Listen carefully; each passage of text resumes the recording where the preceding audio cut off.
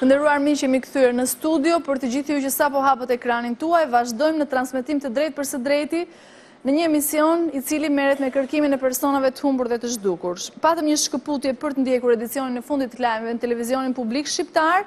Përpara se të kishim këtë shkëputje, ishim duke folur për historinë e Naser Selmanit, i cili është zhdukur në rrethana misterioze në datën 14 tetor të këtij viti. Babai i tij sonte ndodhet në studio me ne për të marrë vesh se çfarë ka ndodhur me djalin. Pra, historia e tij është pak sa e dyshim të ka pasur takime atë ditë, gjithsesi makina është gjetur nga policia pra maqedonase në orën 12 të natës, afër Gostivarit, apo jo? Afër Strazh, është 1 kilometër ndër Strazh. Ndërkohë nga kërkimet që ka bërë policia, ka zbuluar se rreth orës pra 1:03 të drekës, është gjetur një video ku mendohet se makina e Naserit, së bashku me Naserin brenda, pasi fytyra e tij nuk duket, apo jo, thjesht ka nxjerr dorën nga makina, ka paguar lekët për të hedhur naftë, apo jo? Naftë. Kjo video ku është xhiruar? Ku është?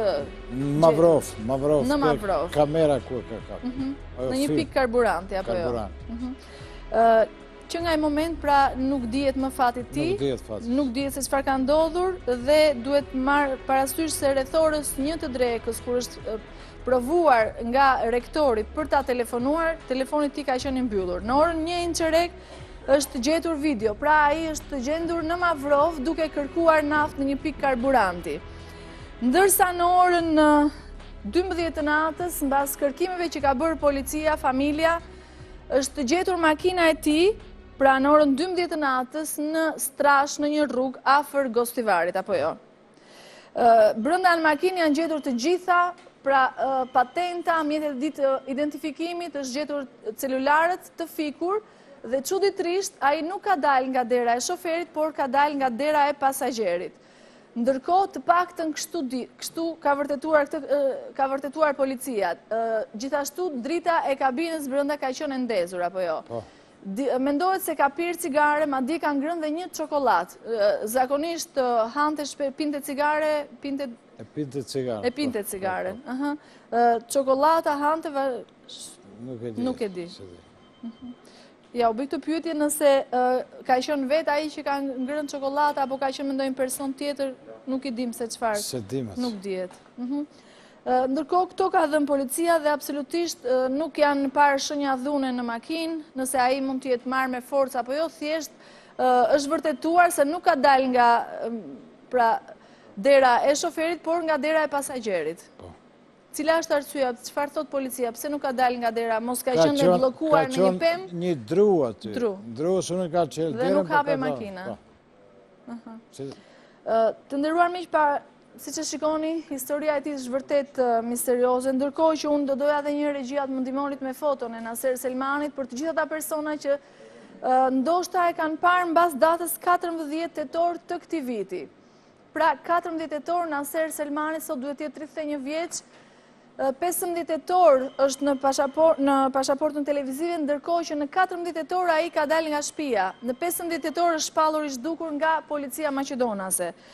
Unë pres telefonata dhe lutem në emër të familjarëve të tij, por dhe vetë nëse na ndjek Naseri, do të ishte mirë të kontaktonte me emisionin tonë për të qetësuar familjen.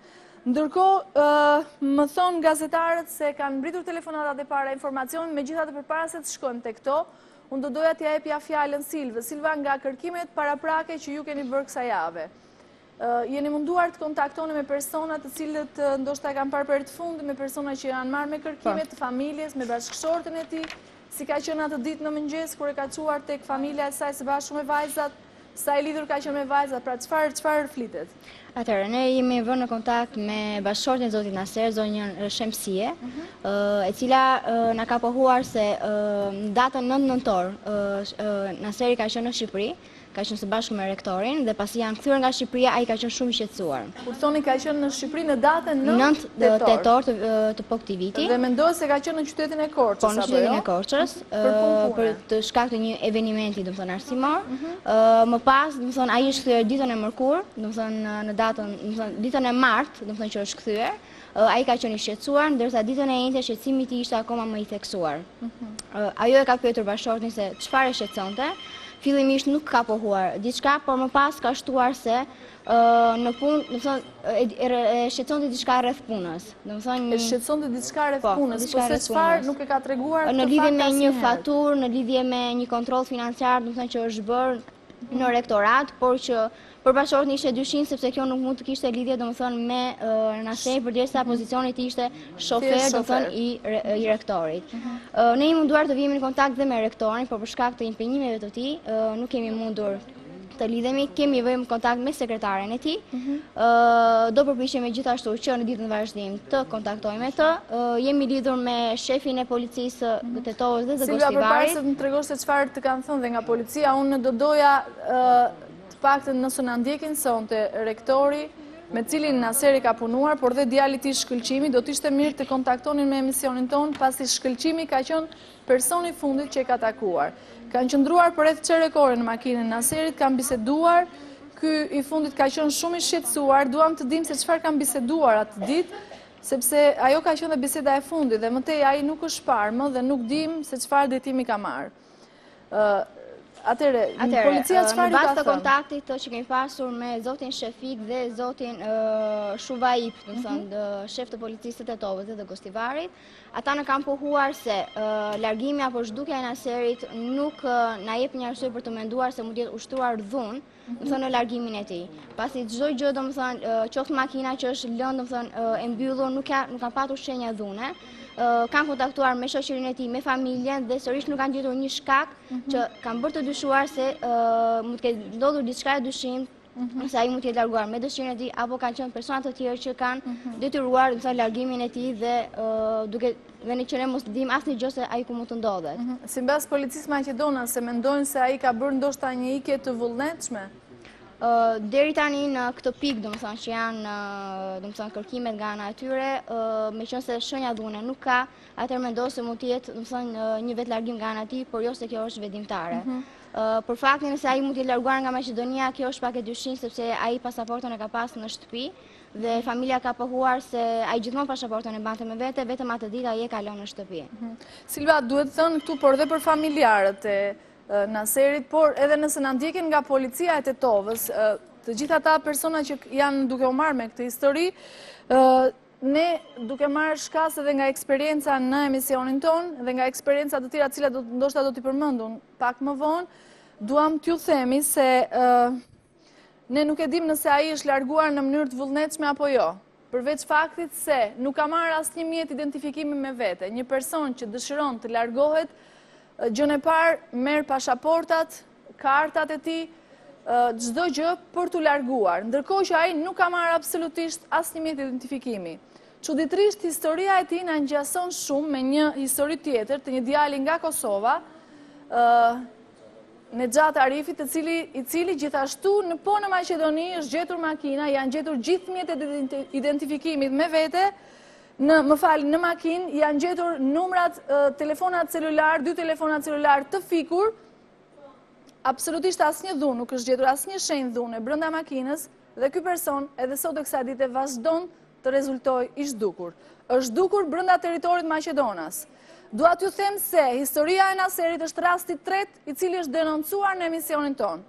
Pasi kemi dhe një histori tjetër, i cili pak a shumë është një djalë shqiptar, është denoncuar në emisionin tonë dhe është zhdukur në Maqedoni, në të njëjtën mënyrë. Nuk e dim nëse vërtet Naseri është larguar në mënyrë të vullnetshme, apo diçka tjetër ka ndodhur me të. Duke marrë shkas edhe nga disa publikime që janë bërë para shumë kohësh, nga disa kërkime që janë bërë brenda territorit Maqedonas, ne duam të vëmë në qendër të vëmendjes pra historinë e Naser Selimit për të marrë vesh se çfarë ka ndodhur vërtet me jetën e tij. Ku ndodhet ai momentalisht. Gjithsesi, Naser Selmanit, gjithsesi do të jeni të mirëpritur të gjithë ju që dërgoni informacione për fatin e tij dhe më thon gazetarët se sot ka pas telefonata. Unë do doja të dëgjonin cilat kanë qenë informacionet e natës së sotme dhe nëse ky person për cilin vijnë informacionet është vërtet Naseri apo diçka tjetër ka ndodhur me të. Do të kthehemi sërish tek ajo që ne dyshojmë dhe që ajo që kemi frikë më shumë nga të tëra. Gjithsesi unë shpresoj sonte që të kemi në mbështetje dhe policinë maqedonase të Tetovës, ata që janë marrë me këtë histori, sepse këtu kemi të bëjmë me një jetë njeriu, kemi të bëjmë me jetën e një babai të 3 fëmijëve, pasi së shpejti ai do të bëhet baba edhe me fëmijën e tretë, gruaja e tij shtatzane, shqetësuar se çfarë ka ndodhur me fatin e burrit.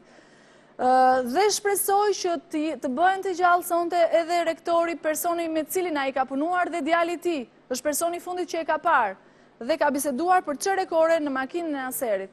Më tej janë ndarë dhe nuk dim se çfarë detimi ka marrë Naseri. Gjithsesi të shikojmë cilat janë të dhënat dhe informacionet për natën e sotme. Bernard. Aida, unë duhet të anoncoj pra disa të reja që kemi marrë sonte nga teleshikuesit. Me styre unë duhet të shkëpus një dëshmi që deri në këto momente e çmoj si të rëndësishme. Ka qenë një zotrit që punon si taksist në qytetin e Durrësit.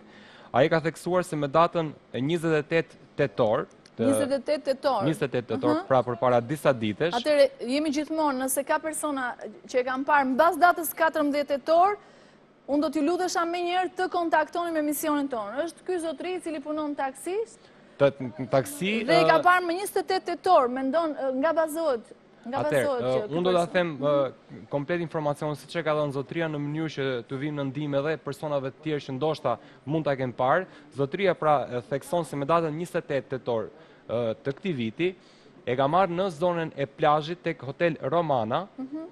E ka marrë personi i cili ngjasonte me Naserin dhe ky i fundit i ka kërkuar që ta çonte deri në Tiranë, ta sillte këtu në Tiranë për ta lënë tek zona e Tajvanit.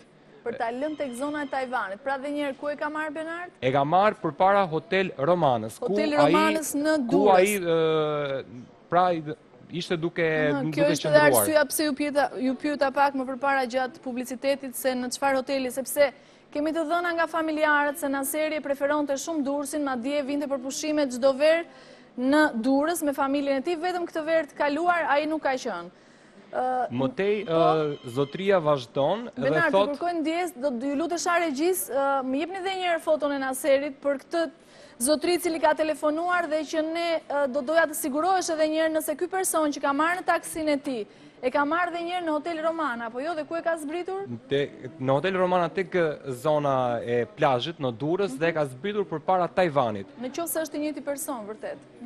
Gjithnjë. Dhe i ka kërkuar që ta presi për rreth 3 orë, pasi më mbrapa do ta çonte sërish për në hotel. Gjatë rrugës i ka pohuar se unë do të telefonoj sërish mbas disa ditësh dhe konkretisht i bie mbas 2 ditësh me datë 30 tetor. Po? Sepse do ta çonte për në aeroportin e Rinasit, pasi personi i cili ngjason me Naserin do të shkonte në drejtim të Gjermanisë. Kështu ka deklaruar, pra gjatë rrugës kam biseduar që me datë 30... Nga ishte si quaj... Atëherë, zotria thekson se në bazë të gjitha gjasave kemi të bëjmë me të njëjtin person duke u nisur dhe nga ngjashmëria, por edhe biseda tjera që e dinte shumë mirë se i kishte treguar gjatë rrugës se ishte qytetar nga Maqedonia, shqiptar nga Maqedonia. Edhe emrin gjithashtu. Të pakën kështu thotë zotria. Më mbrapa thekson se mbas disa orëve e ka marrë një shok i tij, pasi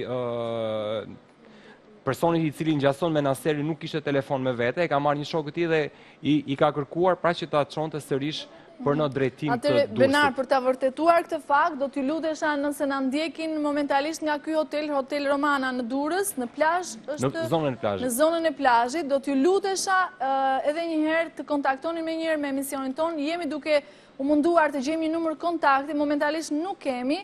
Nëse na ndjekin nga ky hotel, do t'ju lutesha pra të kontaktoni me emisionin ton për të marrë vesh ka qenë apo jo në këtë hotel.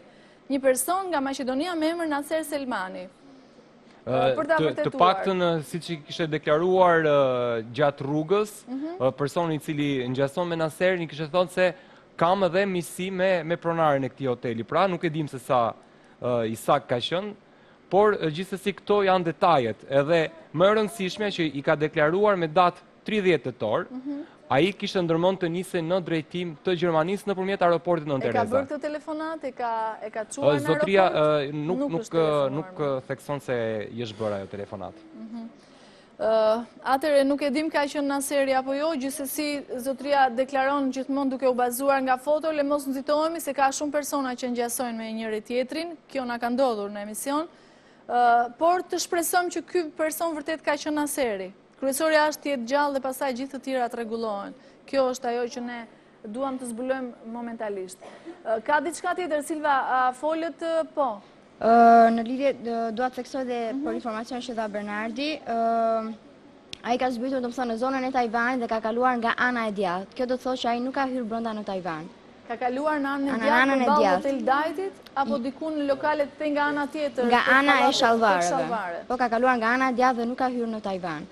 Ai thekson se atë ditë kishte veshur xhup të zi, veshja ishte e errët. Silva, të kërkojnë ndjes, doja të pyesja familjarët, vinte shpesh në Tiranë Naseri, e dinte, i njihte rrugët e Tiranës apo? Po, vinte shpesh me rektorin. Me rektorin. Pra i njihte shumë i rrugët, pasi ishte dhe shoferi ti? Po. Po. Theksuar se ai ka të afërm në Shqipëri. Në Shqipëri, në shtetin e Kavares, të cilët ndodhen sonte në studio, kanë ardhur këtu për të... Kishte disa miq dhe bashkëpunëtor edhe këtu në Tiranë, pasi herë mbas here merr edhe me çështje biznesi, me një kompani këtu në Tiranë. Silva, edhe njërë si ka qenë i veshur? Atëherë, zotria thekson që veshja ka qenë e errët, nuk e ka specifikuar domethënë, por ka qenë ngjyrat e errta. Ajo çfarë mban mend me siguri është se xhupi i tij ishte i zi. Xhupi i tij ishte i zi. Unë doja të pyesja familjarët, atë ditë që ka dalë nga shtëpia në 14 tetor, si ka qenë i veshur Naseri? Çfarë kishte veshur atë ditë? Ka pas një këmish ngjyrë qielli. Bojqielli. Po? Edhe me pantallona të zeza dhe me kundra të zeza ka qenë. Pantallona të zeza, këpucë të zeza. Sa i gjatë ka qenë? 1,80 m. 1,81 m. Po. Ka pas në një shenjë dalluese në fytyrë, diçka që në momentin e parë që e shikoje të binte në sy, ndonjë tatuazh apo diçka, ndonjë nishan?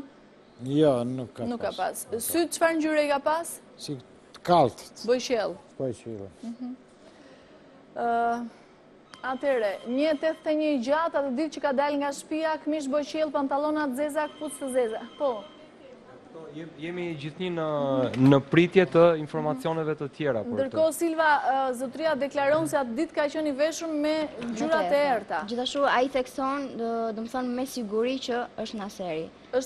Ai me siguri domethënë pohon që mund të jetë Naseri.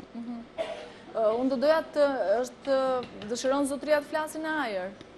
Po, mund të lidhemi me të. Do doja të bëjmë një lidhje për të folur, ndoshta mund të bëjmë dhe disa pyetje që mund t'i dëgjojë dhe babai i Naserit, dhe që të vërtetojmë që ky person ka qenë vërtet Naseri apo dikush tjetër. Nuk e dim këtë fakt. Ngelemi pak tek ato dyshime që unë i thash dhe pak më përpara për disa raste, kemi rreshtuar 3 raste, paralelisht që kanë të njëjtën mënyrë zhdukje. Vërtet një zhdukje misterioze, gjendet makina, gjenden mjetet e identifikimit, gjenden celularët të mbyllur, por personi nuk gjendet asnjë shenjë dhune në makinë, dhe çuditërisht po në Maqedoni, apo jo, Benar? Që thatë ju pak më përpara, për rasti Nexhat Arifit ka ndodhur në afërsitë të ambasadës amerikane, është gjetur automjeti i tij, ndërsa kemi me rastin e fundit, Naser Selmanin është një tjetër zonë, por siç e theksuat edhe ju, janë 2 raste pothuajse krejtësisht identike. Disa ditë mbas zhdukjes personit, në këtë rast ka ndodhur mbas 12 orësh, gjendet makina e braktisur. Dhe në të 2 rastet jepet përshtypja se largimi ka qenë me vetë dije, ka qenë largim vullnetar, pasi edhe sendet personale janë gjetur të gjitha në makinë. Në të 2 rastet, celularet janë gjetur brenda në makinë, janë gjetur të fikur, të bën përshtypje herë në fundit se kanë qenë dhe kartat, pra SIM card kanë qenë të hequra dhe të vëna tek pjesa e kroskotit të makinës, gjithashtu dhe dokumentet. Çuditërisht, kur ne kemi folur për historinë e djalit nga Kosova, Nexhat Arifi, siç janë gjetur gjitha këto mjete brenda në makinë, majtofoni i tij ka qenë i ndezur. Ndërsa tek historia e Naser Selmanit, drita e kabinës ka qenë e ndezur.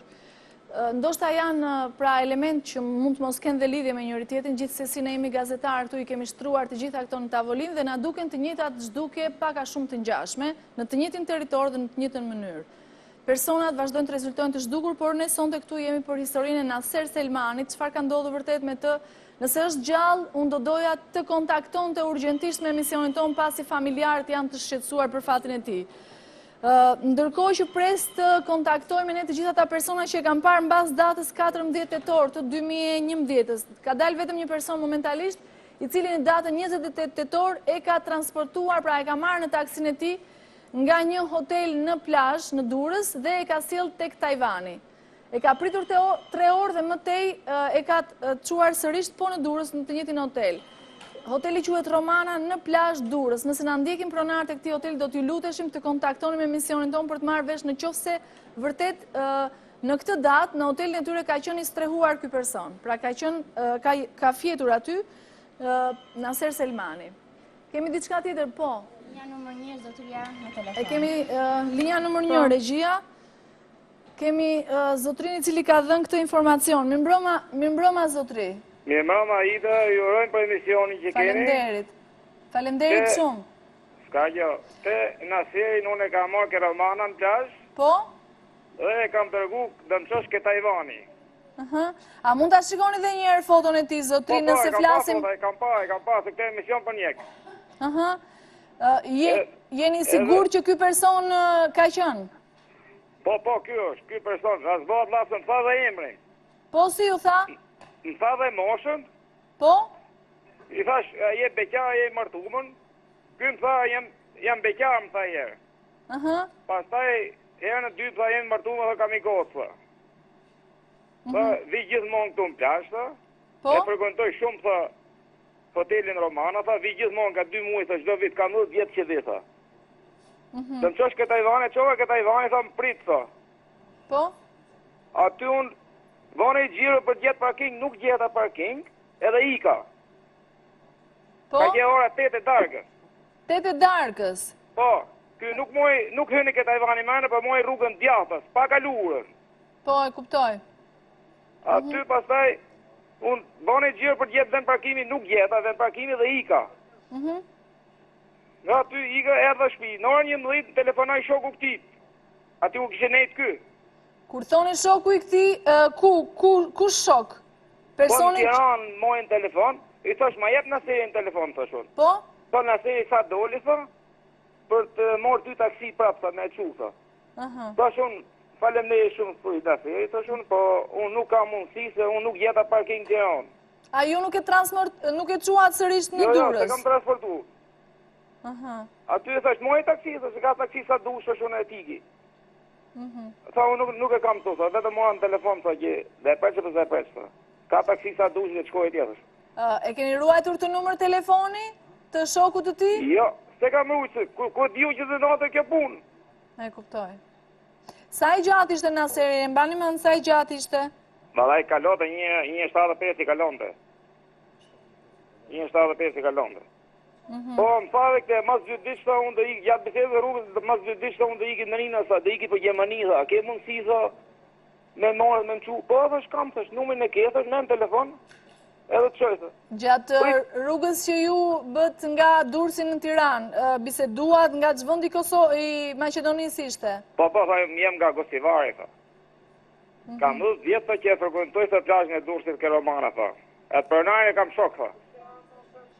Të tha se ka 9 vjetë që frekuenton plazhin e Durrësit, apo jo? 10 vjetë. 10 vjetë. Vithën nga 2 muaj, tha, çdo verë, tha.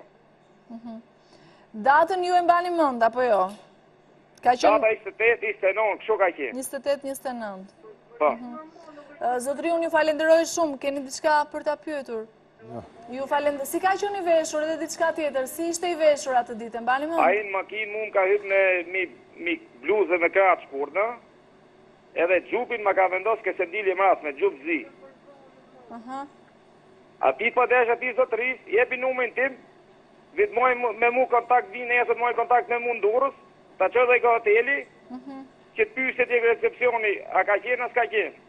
Ju zakonisht punoni me këtë hotel, keni ndonjë numër kontaktit të këtij hoteli? Jo, nuk ka. Nuk keni. Zotri, unë ju falenderoj shumë për informacionin tuajt, le të shpresojmë që ky person që ju keni marrë në taksin tuajt këtë qenë vërtet Naseri. Ju falenderoj, mos u largoni nga linja, ju lutem për të folur me gazetarët. Bashkë mirupafshim. Mirupafshim. Faleminderit. Nuk e dim është vërtet Naseri apo ndoshta ndonjë person i ngjashëm me të, gjithsesi zotria tha se quhej Naseri, ishte nga Maqedonia. Pra, nuk e ka çuar sërish në hotel. A ka marrë ndonjëri nga ky hotel në Durrës, në plazh të Durrësit? Jemi duke përpjekur të lidhemi. Alo. Një grua ka parë dia në Durrës. Ja shërbimi për momentin, numri i hotelit. Që do mundojmë të gjejmë një numër tjetër. Unë do doja të merrem informacione dhe në çfarë zone të plazhit ndodhet ky hotel. Sepse mund të kemi persona aty afër që mund t'i çojmë dhe mund të pyesim momentalisht. Në rregull? Atëherë kemi diçka tjetër, a ka marrë po Stella. Në këtë momente, një zonjë që telefononte nga qyteti i Durrësit është shprehur se dje rreth orës 12:30 të drekës e ka parë në afërsi të bankës greke. Naseri, një shoqëruar me një person tjetër. Zonja bazohet vetëm tek foto apo thjesht e foto? Në foto, po kishte siguri domethënë nga të gjithë përshkrimet që u diskutuan sot në emision, pohon me bindje se ka qenë ai. Edhe një herë ku e ka parë? Në afërsi të bankës greke, në Durrës. Në Durrës, po në Durrës. Duhet thënë se Naseri ka pasur dhe njerëzit e tij, ju keni dhe njerëzit tuaj që cilët jetojnë në Kavaj, apo jo? Ndodhen me ne sonte në studio, vinte shpeshherë në Kavaj, apo jo? Merrni mikrofonin sepse nuk dëgjoni. Kur vinte me rektorin. Rektori vinte në Tiranë, vinte rrinte 2 orë kjo unë dhe vinte prapë ke rektori. Dersa në kohën e plazhit vinte më thonë në rast kur kishte koha vranësire, vinte. E kuptoj. Ju nuk e dini kur shkonte në plazh se në çfarë zakonisht në çfarë hoteli apo banese qëndronte? Jo, hoteli nuk e di. Nuk e dini. Nuk mbaj mend, kam qenë ke hoteli këty ku rrishin, por unë nuk e mbaj mend tani se ku. Me sa më thonë është ngjitur me hotel me Floridën në Durrës, tek Iliria, ngjitur me Floridën, aty është atëherë mund të lidheni me hotel Floridën. Për të marrë vesh, pra ndoshta gjejmë numrin e kontaktit të pronarit të këtij hoteli për të marrë vesh, a ka qenë aty apo jo? Kështu do të vërtetohet nëse ai natyrisht do të ketë dorëzuar që të futet në hotel, duhet të ketë dorëzuar mjetet e identifikimit, gjë që s'ka pasur asnjë me vete. E pare punës del ideja si ka kaluar kufirin. E dyta, nëse ka hyrë në këtë hotel, me çfarë mjeti identifikimi ka hyrë? Pra janë shumë pikë pyetje, megjithatë çdo gjë bën vakit, çdo gjë ndodh. Le të presim. Atëre, keni diçka tjetër? Do të jemi në pritje. Vazhdoni. Atëre, do të jemi në pritje. Silva, ka diçka tjetër nga Maqedonia? A folët me bashkëshorten për të marrë vesh zakonisht kur shkonin në plazh? Sapo fola me bashkëshorten, ajo thekson që para një viti kanë qenë me pushime familjarisht dhe zakonisht kur vinin për pushime qëndrojnë në shtëpi private dhe rrallë nëpër hotele. Atëre, gjithsesi do të presim, do të jemi në pritje gjatë gjithë mbrëmjesës sotme për të marrë vesh, le të shpresojmë që të kemi lajme të mira. Gjithsesi këto telefonata dhe këto informacione janë shpresdhënëse, por të jemi të kujdesshëm. Ndërkohë vazhdojmë me rastin tjetër, me rubrikën tjetër, pikërisht me rubrikën Një surprizë për ty. Të nderuar miq, do të ndalojmë në këtë rubrikë. Për këtë javë, njerëz të humbur ka përzgjedhur spitalin pediatrik. Dhe pikërisht repartin e fëmijëve me leucemi dhe kancer. Për të qëndruar sa më pranë këtyre fëmijëve dhe për të sjellë tek ta një surprizë, unë do doja të gjithë së bashku të ndiqnim udhëtimin tonë në spitalin pediatrik e pikërisht në repartin e fëmijëve me leucemi dhe kancer. Do të ftoja në këto momente të gjithë shqiptarët, kudo që janë, të gjithë ata që na ndjekin, të gjithë ata njerëz me zemër të madhe, këta fëmijë janë 24 fëmijë të shtruar, kanë shumë nevojë për ju. Ndjekim kronikën dhe kthehemi më njëherë në studio.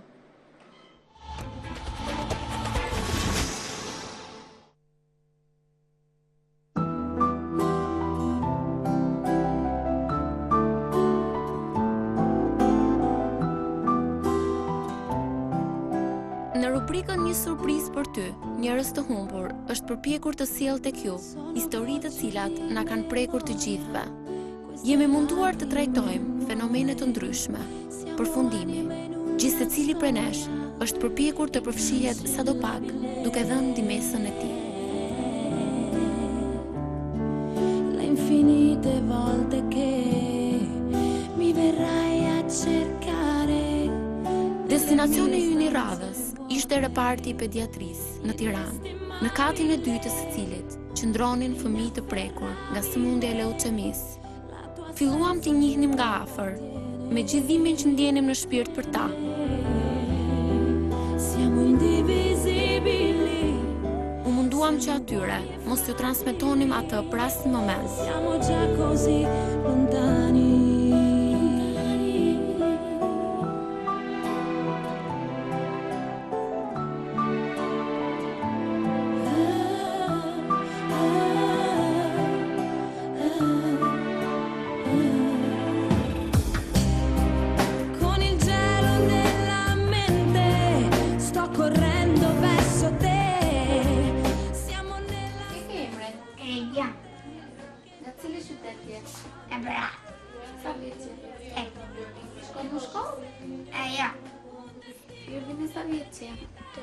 Shkon në shkollë? Po. Në çfarë klasi je?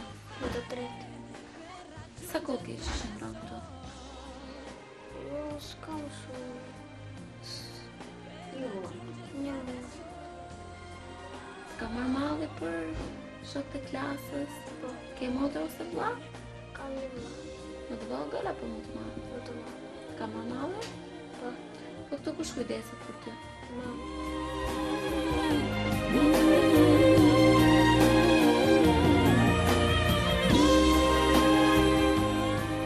Takimin e fundit e patëm një djalë 11 vjeçar nga qyteti i Vlorës, të cilën e quanin Valerio. Personi i cili qëndronte gjatë gjithë kohës pranë ishte gjyshja e tij, pasi babai kishte vdekur disa vite më parë si pasojë një aksidenti, ndërsa nëna kishte probleme me shëndetin mendor. Valerio e prish të parë, tani para 2 muaj u bë kjo punë kështu. Vinte nga sporti, nga servitja, pinte ujë të ftohtë edhe këputesh, binte poshtë. Shtrihesh në krevat, i thoshe, çfarë ke Valerio? Nuk jam mirë nëna, më thoshte mua.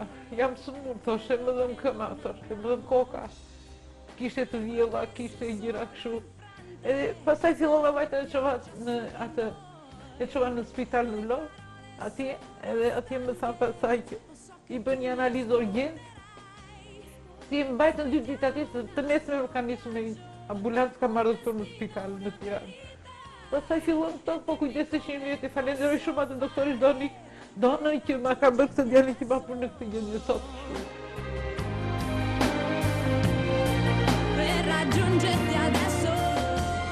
Nga ato pak fjalë të cilat mundëm t'i shkëpustin Valerios, ai na tha se përpara se të sëmurej, luante vazhdimisht futboll dhe ëndra e tij më e madhe ishte të bëhej futbollist. Dëshironte të takonte një nga futbollistët më të njohur, të cilët luajnë në kombëtare shqiptare. Edhe pse ishin larguar nga spitali, portreti atyre fëmijëve ishte rrënjosur thellë në mendjen tonë. Çfarë mund të bënim ne për ta? Si mund t'i ndihmonim? Këto ishin pyetjet që i bënim vetes, pasi për ta jeta sapo kishte filluar.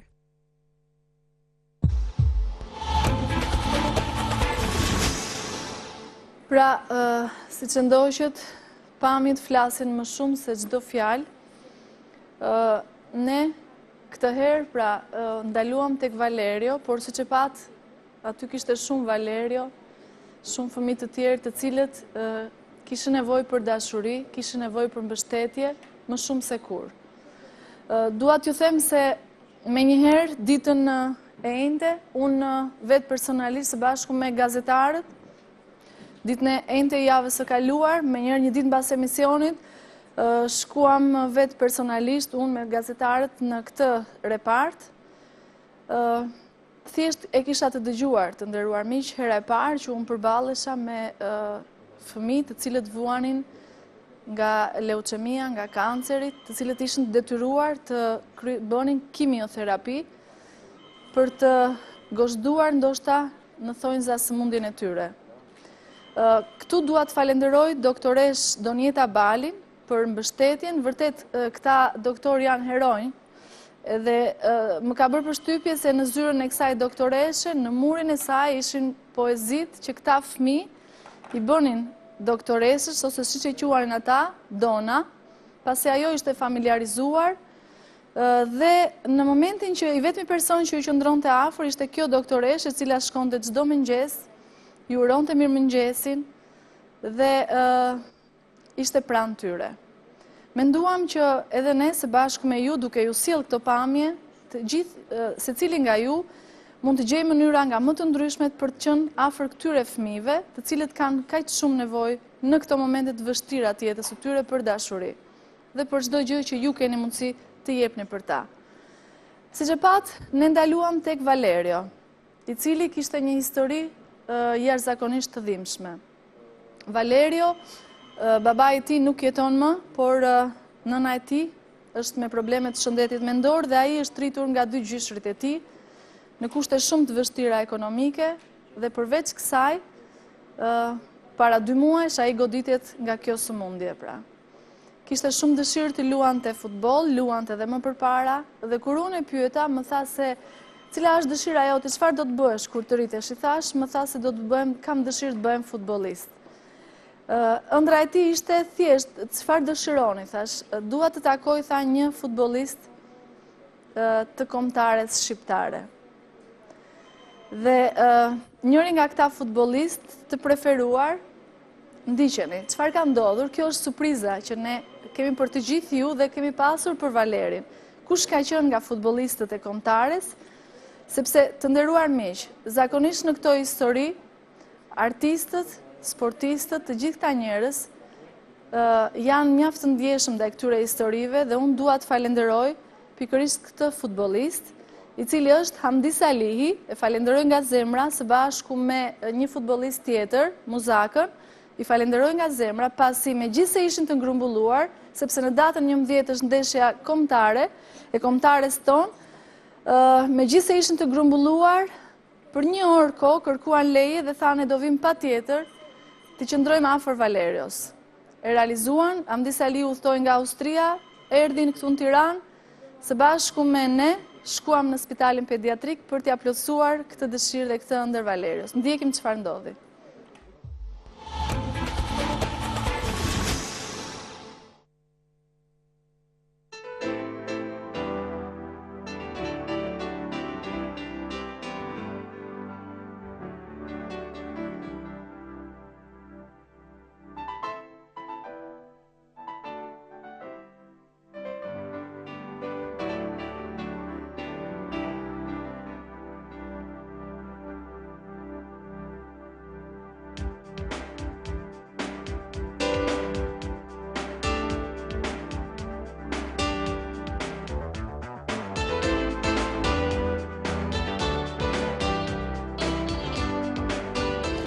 Sali, futbollisti i kombëtares, kam marrë këtu për të takuar Valerin.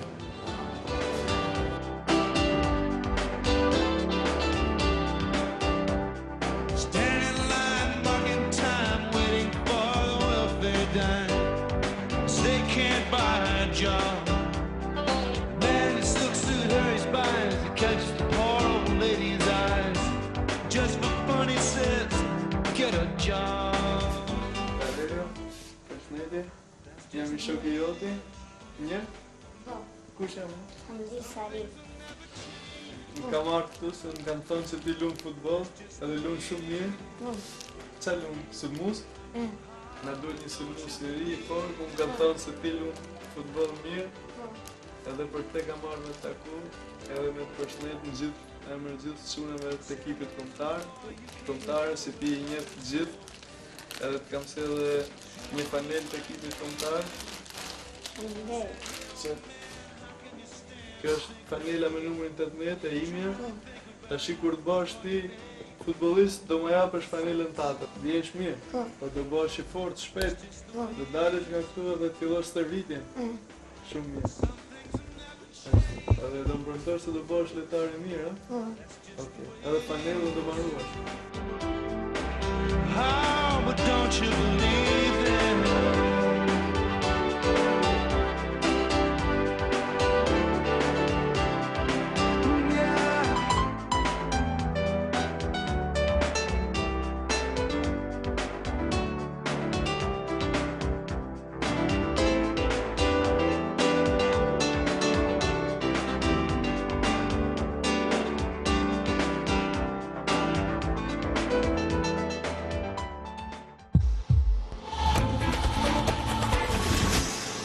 Pra të nderuar miq, kjo ishte surpriza që ne së bashku me Hamdi Salin i organizuam Valerios të vogël, i cili momentalisht është akoma në spital, pasi siç e ndoqët vuar nga leuqemia.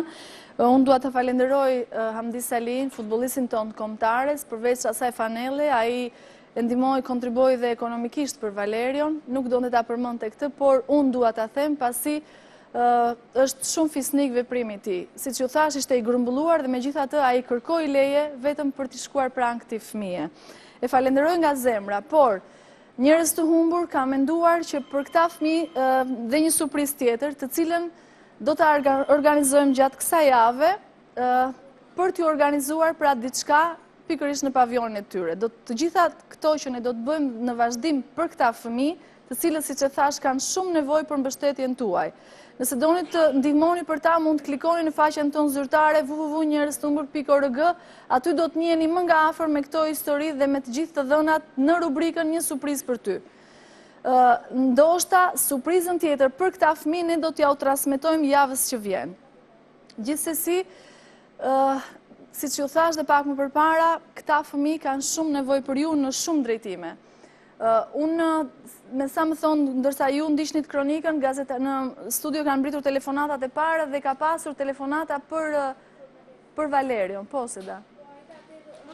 Unë kam marrë shumë telefonata nga persona, nga emigrant, të cilët janë nga Gjermania, numra që unë kam marrë natën e sotme, të cilët duan të kontribojnë për Valerion dhe për fëmijët e tjerë të cilët ne sapo shfaqëm gjatë janë 24 fëmijë të shtruar në këtë spital, siç e ndoqët ne kishim marrë disa pamje të tyre, jo të gjithë, pasi disa prej tyre ishin në gjendje akoma më të keqe shëndetësore, siç u thash, këta fëmijë janë detyruar të marrin pra të bëjnë kimioterapi, pra një ilaç shumë i fortë për ta, gjithsesi janë duke luftuar momentalisht për jetën e tyre dhe kjo është arsyeja pse ne zgjodhëm këta fëmijë për të shkuar dhe për të vizituar. Atëherë dhe njëherë numra tanë të telefonit dhe adresa jonë zyrtare është në dispozicionin tuaj për çdo kontakt që ju dëshironi të keni me ta. Dhe njëherë dua të falenderoj doktoresh Donjeta Balin, e cila ishte e gatshme për të na treguar historitë një nga afër. Këto për sa i përket rubrikës Një surprizë për ty. Ndërkohë vazhdojmë rrjedhën e emisionit tonë. Përpara se të kalojmë tek historia tjetër, unë do doja të pyesja gazetarët ku jemi për momentin me informacionet. Në lidhje me Naserin ka pas diçka tjetër, po? Po, Aida, atëherë doja të jepja informacion që unë sapo e mora pak më përpara, për Naserin bëhet fjalë, Naseri është parë natën e mbrëmshme, rreth orës 7 mbasdite, pra tek QTU-ja këtu në Tiranë, së bashku me një person tjetër, kur kanë shkuar dhe kanë blerë një kartë telefoni Vodafone, dhe personi i cili më dha këtë informacion tha se kishte edhe një mjet identifikimi. Ka parë një person të ngjashëm me Naserin, nuk e dim është Naseri apo ka parë tek QTU-ja rreth orës 7 mbasdite. Bazohet vetëm tek foto. Më ndihmoni edhe një regjia me foton e Naser Selmanit për të gjithë ata persona që janë duke telefonuar dhe duke ndjekur emisionin tonë, nëse vërtet ky person që ata po japin informacion është vërtet Naseri. Shikoni edhe një herë mirë të nderuar miq, këtë person nëse ju e keni parë vërtet. Pra, pasi ka shumë persona të cilët ngjasojnë me njëri tjetrin, gjithsesi Naser Selmani është 31 vjeç nga Gostivari. Në datën 14 tetor ka humbur kontaktin me familjarët, në 15 tetor është shpallur i zhdukur nga policia, si person i zhdukur. Jeni në dispozicionin tuaj janë numrat tanë të telefonit ku ju mund të telefononi dhe të jepni informacionin për Naser Selmanin. Ne kalojmë në këto momente në rubrikën tjetër, Ironia e fatit. Siç e thash dhe në fillim të emisionit, me ne në studio ndodhet Fatmir Bilali, i cili do të na tregojë historinë e jetës së tij. Por përpara se të kalojmë tek biseda jonë me Fatmirin, kalojmë në një hapësirë të shkurtër publicitare. Qëndroni me ne, shumë e shkurtër dhe kthehemi më njëherë në studio.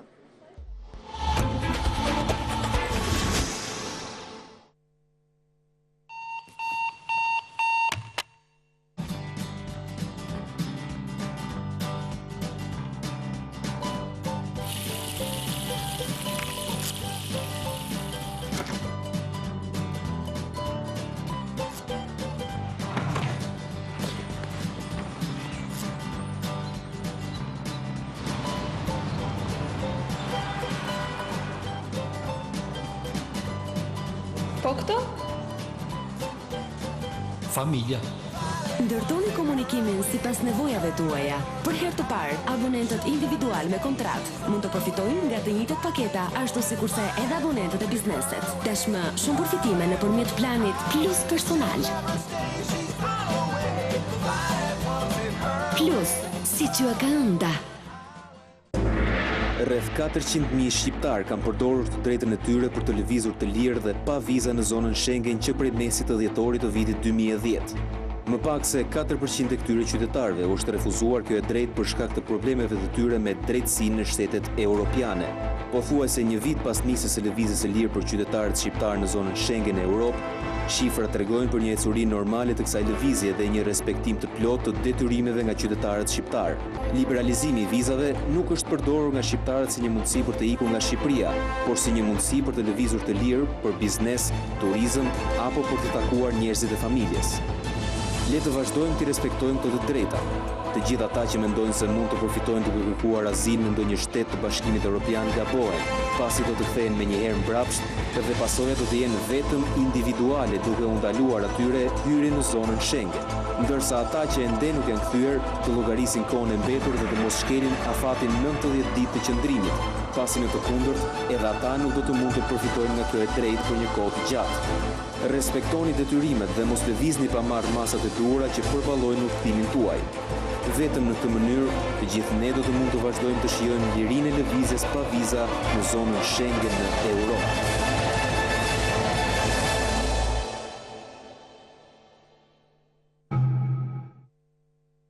Çdo javë për vetëm 400 lek, 1300 minuta plus, 30 minuta me të tjerët, 190 MB internet. Plus, si qua ka ënda. Elia Style, shkolla më e madhe e modës në Shqipëri. Diplomon stilist, modelist, kostumier, modelist industrial. Pedagog të specializuar në fashion design shqiptar dhe të huaj. Master 2 vjeçar pas diplomimit, për më të mirët bursa studimi. Për më tepër telefonon në 04 22 74 334 ose celular 068 20 27 365. Elia Style, lider për të ardhmen tuaj. Nderuar miq, jemi kthyer në studio. Atëherë, siç ju thash dhe pak më përpara, kalojmë tek rubrika jon Ironia e fatit. Përpara se të kalojmë tek kjo rubrikë, ka pasur shumë telefonata. Falenderoj të gjithë ata të cilët janë duke telefonuar për historitë, pra për rubrikën tonë Një surprizë për ty dhe pikërisht për historinë e Valerios dhe të fëmijëve të tjerë, të cilët ne i takuam në spitalin pediatrik tek reparti i leuqemisë, i fëmijëve me leuqemi. Të gjithë ju që dëshironin të kontriboni, mund të futeni në faqen tonë zyrtare www.njerëztëhumbur.org. Aty do të ndjekni rubrikën Një surprizë për ty dhe brenda në këtë rubrikë është numri llogarisë kur ju mund të kontriboni për këta fëmijë dhe në veçantë ndoshta edhe për Valerion, sipas të gjitha atyre që ju doni pra të jepni dhe të kontriboni për këta fëmijë. Ndërkohë gazetarët ndoshta her mbas here do të japin dhe të dhëna të tjera. Gjithsesi, ne vazhdojmë rrjedhën e emisionit tonë me rubrikën Ironia e fatit. Siç u thash, sonte do të ndalojmë në historinë e Fatmir Bilalit, i cili ndodhet së bashku me ne në studio me bashkëshorten e tij. Mirëmbrëma edhe një herë. Mirë se keni ardhur. Përpara se ne të bashkëbisedojmë pra me Fatmirin, do të doja të ndiqnim të gjithë së bashku historinë e tij, të cilën ne kemi përmbledhur në një insert. Fatmiri ka qenë edhe një herë në studion tonë. Gjithsesi ndjekim cila është historia e tij dhe kthehemi më njëherë në studio.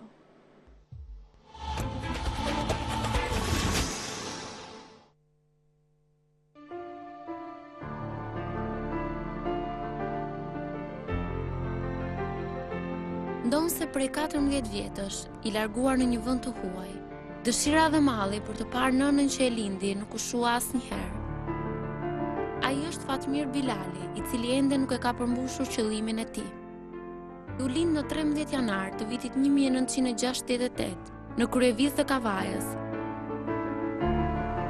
Dhe pak momente më vonë, nëna e la në maternitet. Në atë çast, fatin e tij e përcaktuan të tjerë njerëz, pasi atë e dërguan në shtëpinë e fëmijës në Durrës, ku qëndroi për 4 muaj. Jeta e tij vijoi në qytetin e Vlorës, dhe kur mbushi 1 vjeç e gjysmë, u bjerësua nga Riza dhe Salihe Bilali. Në këtë familje, u rrit me përkujdes dhe ngrohtësi. Megjithatë, kur Fatmiri ishte vetëm 7 vjeç, dëgjoi disa fjalë që e shqetësuan. Prindrit që e kishin rritur, nuk ishin ata që e kishin lindur. I zemëruar, filloi të pyes prindrit, por ata e qetësuan, duke i thënë se asgjë nuk ishte e vërtetë. Jeta e tij vazhdoi normalisht, deri në momentin kur Fatmiri u bë 16 vjeç. Në moshën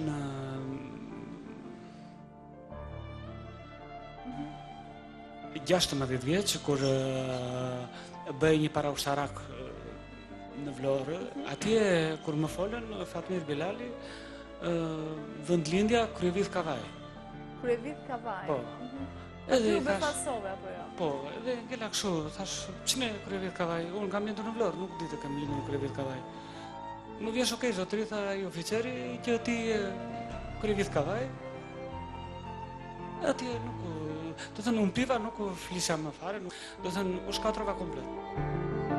Që prej vitit 1997, Fatmiri banon në Greqi. Ai ka një familje të madhe, bashkëshorten dhe 3 fëmijë.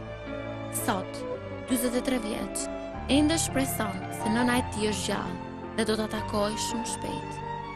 Njeriu që ti të ka sjell në jetë pikërisht në 13 janar 1968. Çfarë do të thosh? Në radhë të parë dua ta falenderoj që më solli në jetë. Në radhë të dytë dua ta falenderoj që nuk, si mund ta them në shqip, që më dha mundësinë për të jetuar dhe për ata prindër që më rritën.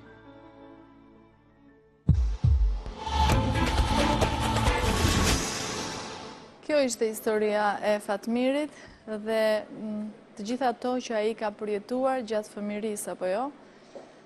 Në moshën 7 vjeçare dëgjove fjalë, si e suportove, kur fillove të dëgjoje këto fjalë, nuk mendove se mund të ishte e vërtet, dhe kur e more vesh dhe njëherë të vërtetën? Në moshën 7 vjeçare, dëgjoja për shembull në shtëpi kur vinin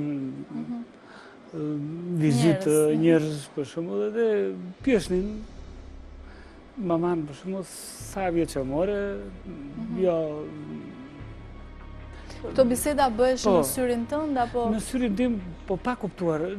Si fëmijë që lodhja, për shembull vërdall aty kishim një avlli edhe kur iknin njerëz dhe pyesja maman, ku ç'është kjo që më morët, se ku më morët?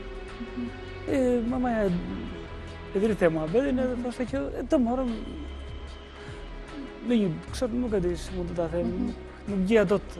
Atëre nuk gjende dot të shpjegim mamaja për shembull, më justifikonte çdo gjë për shembull që të humbasë gjurmët. Mos të Fatmir, atëre ti ke qenë vetëm një fëmijë 7 vjeç. Sa shumë si e ke suportuar, pra, shpeshherë dyshoje. Kur fillove të mendoje seriozisht se ti ishe fëmijë adoptuar? Kur e kuptove dhe e fillove të vetë ndërgjegjësohesh se ti ishe fëmijë adoptuar, se nuk kishin ata prindrit e tu biologjik. Kur fillove ta kuptosh këtë? Që në moshën 16 vjeç, siç e thash. 16 vjeç. Atje e kuptova sepse nuk kisha vendlinjen shumë Vlorë, e kisha vendlinjen Kryevit Kavaj. Fillove të shikoje disa... Po, aty doja të shikoja, edhe pyesja vetveten gjithmonë, që pse kjo gjë, edhe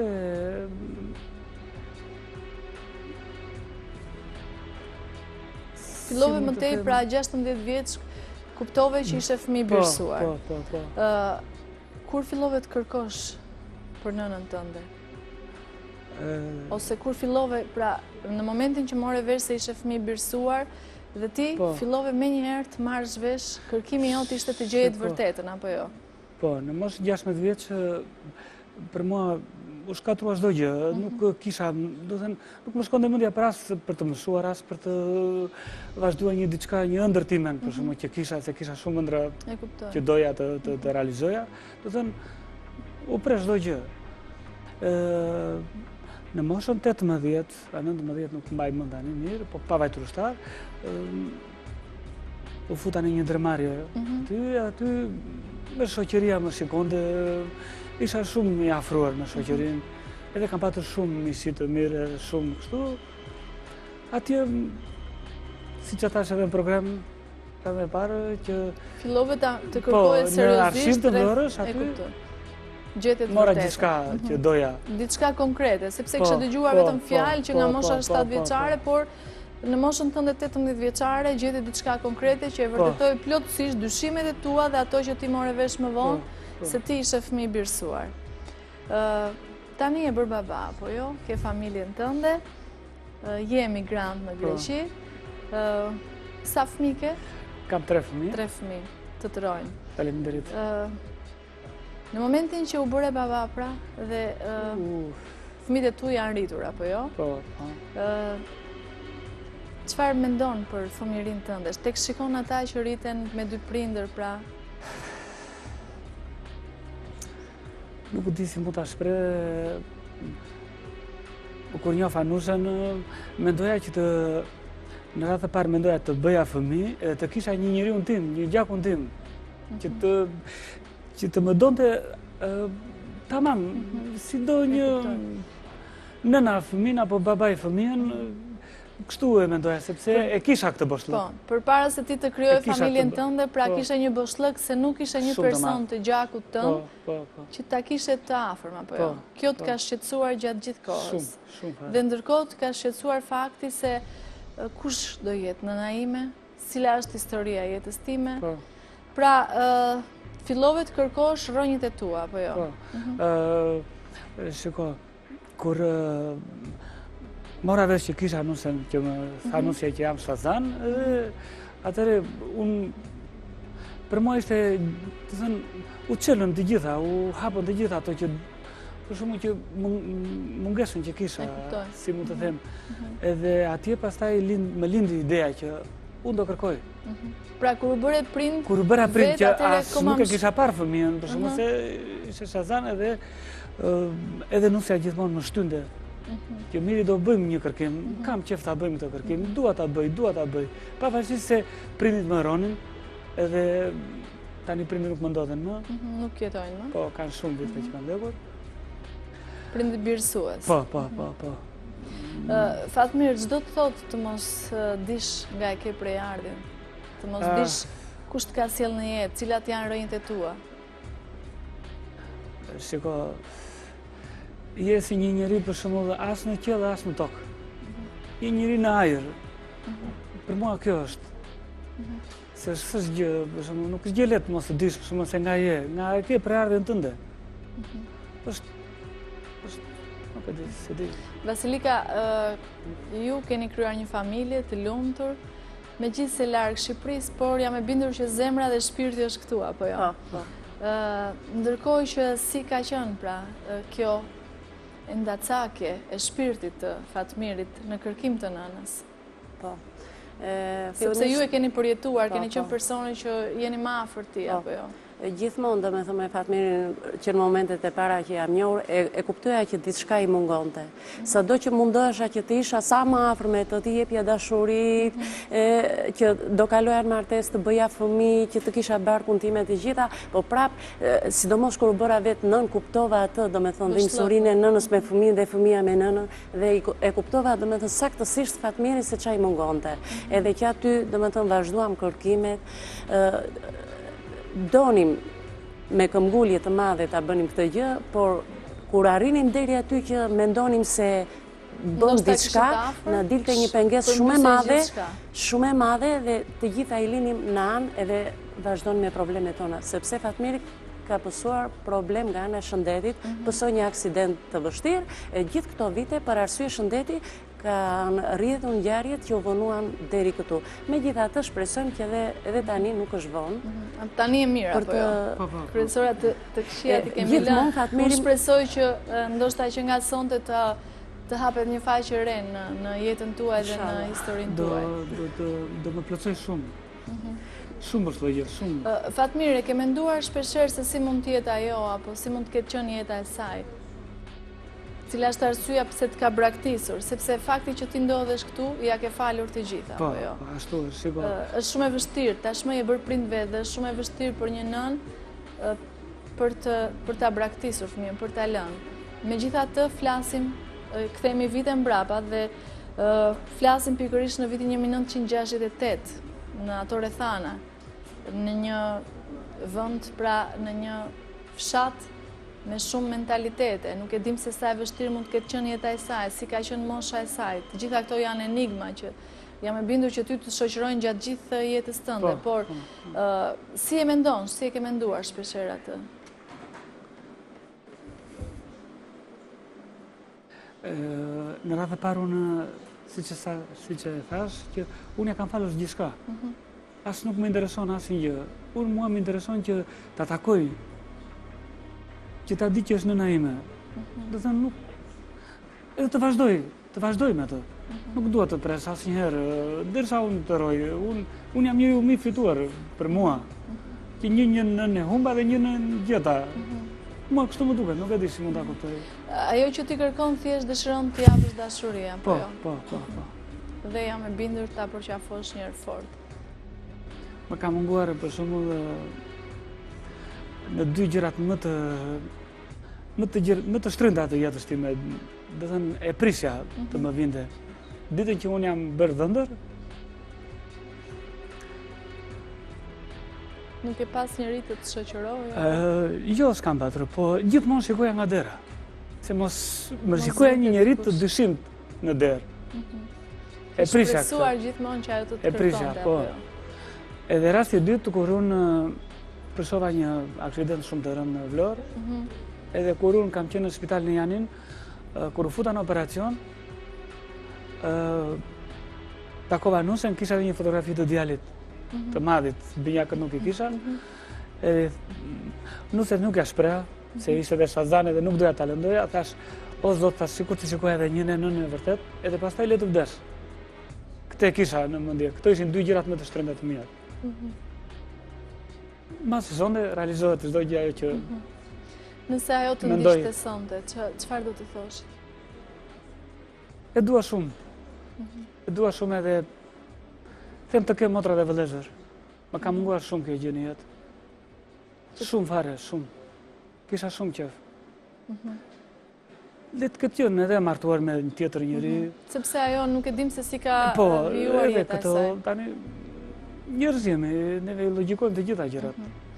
Fatmir, unë të them edhe unë u emocionova ndërkohë nga historia jote, por kur ne ndiqnim historinë tënde, bashkëshortja juaj lotonte, sepse jam e bindur që dhe ajo me ty ka përjetuar të gjitha ato ankthet e tua, dëshirën për të takuar nënën, për ta njohur, për ta parë thjesht. Unë ja u them shpesher të gjithë historive që vinë në këtë rubrikë Ironia e Fatit. Pra nëse do të kalonit në rrugë, jam e bindur që shikonit të gjitha gratë, të cilat ndoshta mund të kenë moshën e nënës tuaj, mos ndoshta kjo është një kërkim rreth diçkaje që nuk e di, pra se nga do të vi apo si do të vi. Biles edhe sot që erdhëm nga Greqia, që erdhëm direkt edhe këtu, sa u afruam tek kinostudia TVSH, mendoja mos është kjo këtu, mos është kjo këtu. Jo, mos është kjo këtu, e kupton edhe, kështu që nuk e di, se di, jam shumë... Atëre, që unë mos të mbaj në ankth. Unë të thash pak më përpara që ne nuk e dim se si mund të ketë qenë jeta e saj. E thash këtë për të parë, pra, cila ka qenë ajo që ti ke përjetuar gjatë gjithë jetës tënde, dhe duke menduar se ndoshta sonte, ashtu si ti ke kërkuar atë, edhe ajo të ka kërkuar ty. Unë sonte kam një lajm të mirë për ty. Kam një lajm shumë të mirë. Ti 2 herë më the në jetën tënde, një herë kur je martuar, ke parë nga dera. Unë nuk i dija këto, ja sot i dëgjova për herë të parë nga ty. Biles, më falë, se më kujtohet, do thënë, sa futa nuse brenda edhe dole jashtë edhe aty fillova të qaja, që një ndër nuk mund të qaj. Pse qaja, cila? Nuk e di, pjata pata shumë boslok, sepse mendoja, shikoj që ka dhe nuk dhe mbërën asë, po, që ti me akune që vali. E kuptoj. Dhe mbërën asë, po. Atëre, dhe një këshera ka Shqip, këtu jemi në Shqipëri. Unë e kuptoj emocionet tuaja, vitet që keni kaluar në emigracion, por ne jemi shqiptar, apo jo? Po. Dhe ku ka më të bukur se gjuha shqipe? Shumë, pare, shumë. Gjithsesi, unë dua të them, më the se 2 momentet më të vështira të jetës tënde ka qenë kur ti e martuar dhe ke parë nga dera, madje ke qarë vetëm, sepse ke ndjerë mungesën, ke pritur se ndoshta do të vinte.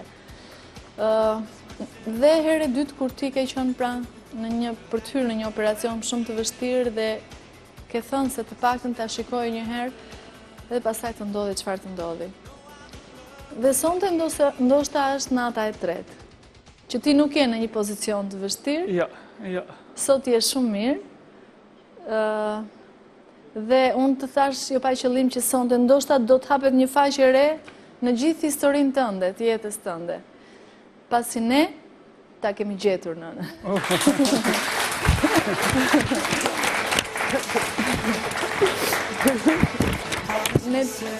Ne ta kemi gjetur. Ajo për arsye shëndetësore sonte nuk është me ne. Megjithatë, ti do t'i marrësh vesh të gjitha mbas emisionit, por unë sonte për ty kam rezervuar të paktën një foto të saj. Dua të them se ju ngjani si 2 pikaloti. Hajde me mua.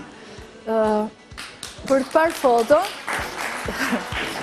dhe publiku që dëgjon historinë tënde dhe unë jam të gjithë i kanë sy të mbushur me lot.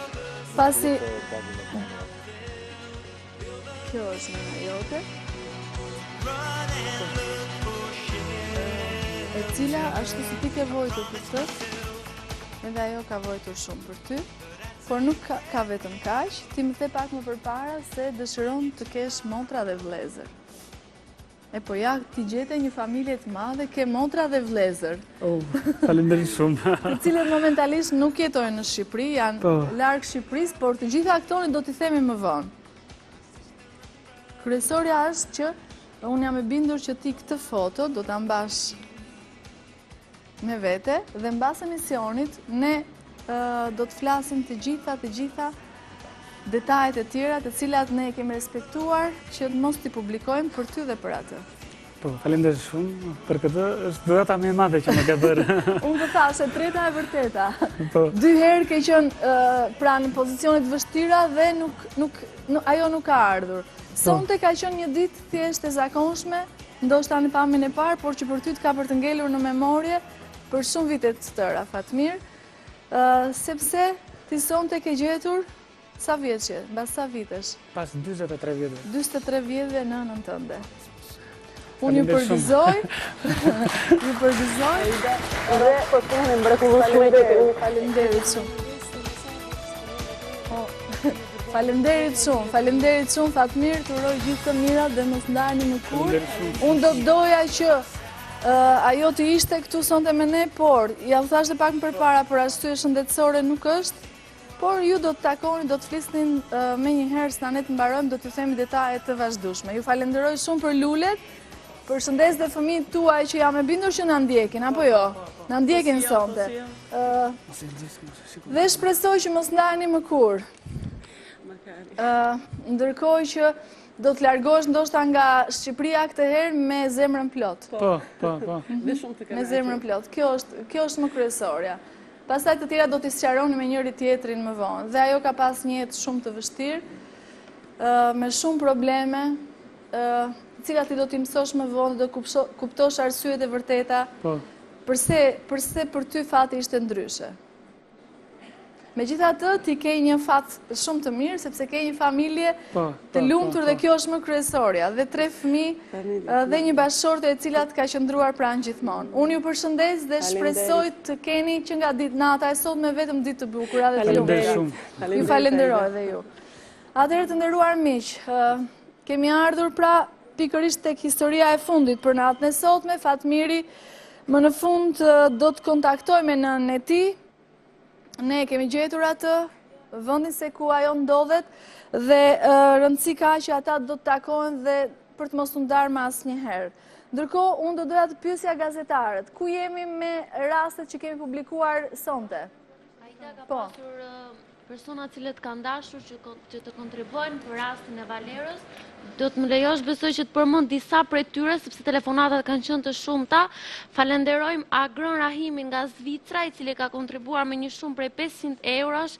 Falenderojmë Lendita Skëndin, e cila ka kontribuar me 1000 pound.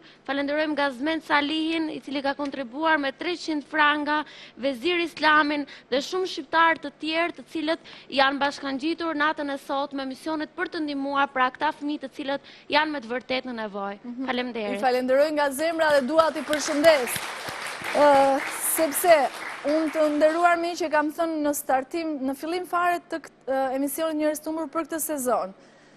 Ka shumë persona që kanë nevojë për ne dhe për dashurinë tonë. Nëse ne kemi mundësi t'ja u japim atë, përse mos ta bëjmë? Dhe sonte ju e keni bërë. Jo vetëm sonte, por dhe javën e kaluar me rastin e Fiorentinës, unë ju falenderoj nga zemra për të gjitha ato që ju keni kontribuar dhe keni ndihmuar. Ndërkohë, në lidhje me rastet që kemi publikuar, me historinë e Naserit, ku jemi për momentin? Jemi përqendruar, Durrës Tiranë, ka pas në një pistë tjetër, po Stella? Informacionet më të shumta vijnë nga qyteti i Durrësit, edhe para pak minutash një informacion i freskët ishte përsëri pranë bankës greke, një zotëri që e kishte paraty me dikë tjetër dhe kishte dashur të dinte për autobusin e plazhit. Kishte pyetur për autobusin si shkohet në plazh në Durrës, apo ishte informacioni brenda në Durrës tek banka greke, e cila ndodhet edhe njerëz të marrin informacione ku në çfarë zone të Durrësit?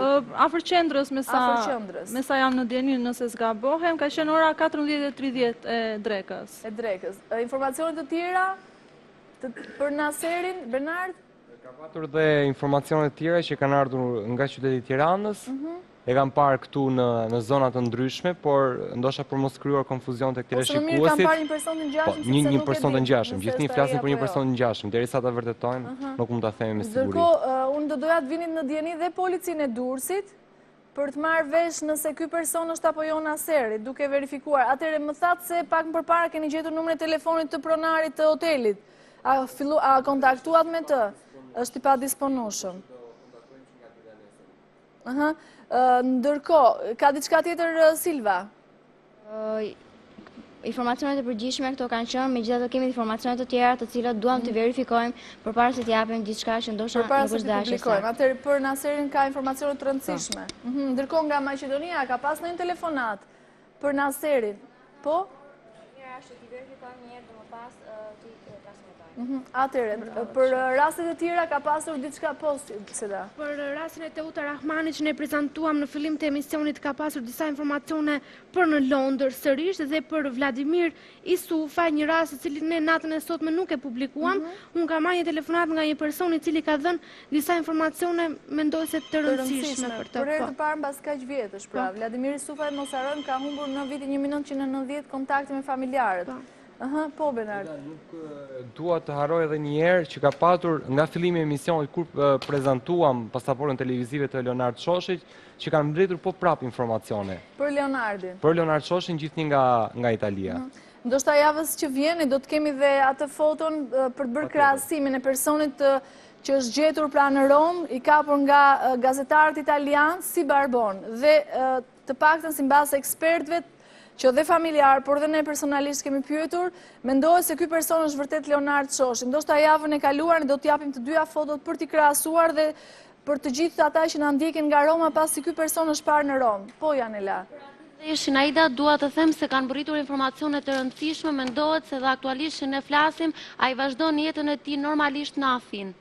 Janë informacione nga persona cilët mendohet se e njohin shumë mirë atë dhe qëndrojnë gjatë gjithë kohës me të, megjithatë ngelen për të verifikuar. Është pikërisht personi për të cilin ne transmetuam në fillim, i cili ishte hedhur nga tragedja, apo jo? Po, Adil Leshi, po, nga Peshkopia. Të shpresojmë që të jetë ai, Janela, të shpresojmë që të jetë ai, nuk e dim se çfarë vërtet mund të ketë ndodhur me të. Këto dhe të tjera të nderuar miq, të cilat do të verifikohen gjatë gjithë kësaj jave. Sonte, në startim të emisionit kemi marrë lajm shumë të mirë nga korrespondenti jonë në Londër Esat Braçe për gjetjen e Luigi Kolës, i cili pra u takua, kontaktoi me Esatin, më tej familjarët janë larguar nga studio pasi edhe një afërm i familjes e ka takuar dhe Më në fund, ai është bërë gjallë dhe shëndoshe mirë, ndoshta në këto momenti që ne flasim është duke kontaktuar me familjen e tij. Ky ishte një lajm i mirë që e morëm që në fillim të emisionit. Duhet thënë se për Naser Selmanin ka pasur informacione shumë të rëndësishme. Çuditërisht, informacionet e para vinë Tiranë-Durrës. Gjithsesi flitet për një person të ngjashëm jashtëzakonisht me Naserin, nuk e di më është ai apo jo, por të gjitha këto do të verifikohen. Pa hequr vëmendjen nga Maqedonia. Ndërkohë që për momentin akoma nuk kanë telefonuar zotria i cili ka punuar, pra rektori, i cili ka punuar me Naserin dhe personi i cili ka parë për herë të fundit, djali i tij Shkëlqimi. Shpresojmë që ndoshta gjatë ditës së nesme të telefonojmë, do të përpiqemi edhe ne të gjejmë një numër kontakti për të marrë vesh se çfarë ka ndodhur vërtet dhe cilat kanë qenë shqetësimet e fundit të Naserit, pasi siç e thonë dhe familjarët ka qenë vërtet i shqetësuar. Ndërkohë jemi në kontakt dhe me policinë maqedonase për të marrë vesh dhe informacione të tjera të cilat nuk janë bërë publike natën e sotme.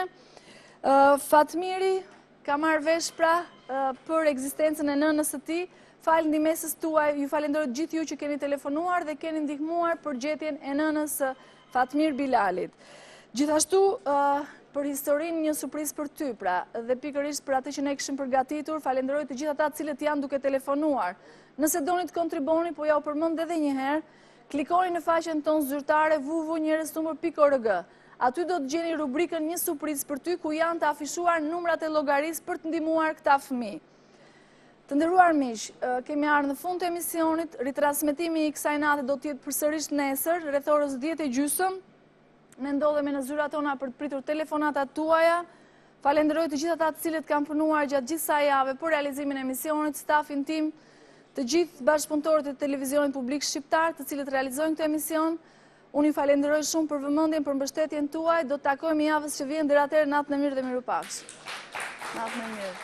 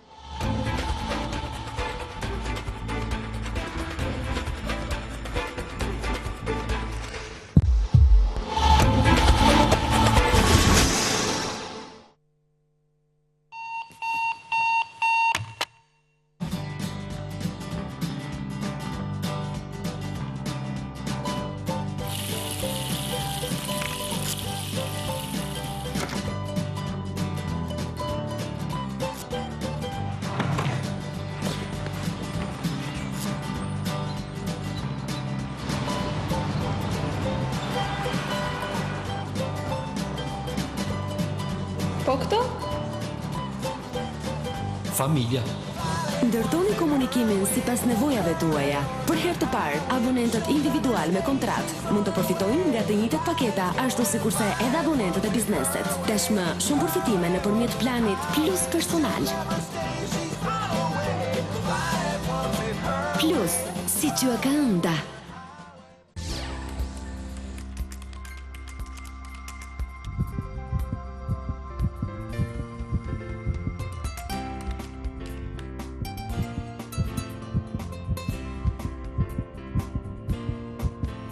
Nuk është ky një detyrim moral i shoqërisë sonë. Atëherë, dhuroni dhe ju gjak. Shpëtoni një jetë.